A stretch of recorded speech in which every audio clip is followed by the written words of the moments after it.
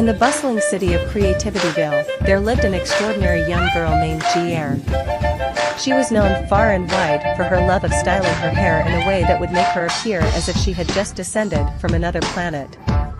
G.R.'s fascination with creating unique hairstyles had become a source of fascination for the people of her town.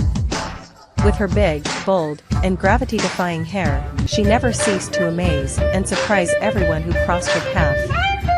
G.R. was a true artist when it came to hairstyling. Her ever-changing styles were a testament to her limitless imagination and creativity. One day, she would have her hair shaped into a massive spiral that resembled a galaxy, and on another, she would have it woven into intricate braids resembling alien symbols. Her hair was her canvas, and she painted it with vibrant colors and otherworldly designs, transforming herself into a walking masterpiece. What made G.R.'s hair truly unique was its ability to stand up, literally. It seemed as if gravity had no hold on her, as she could make her hair defy its laws. She could make her hair stand tall and proud like antennas, giving her the appearance of an extraterrestrial being. G.R. had the innate ability to manipulate her hair into fascinating forms that left people in awe and wonder.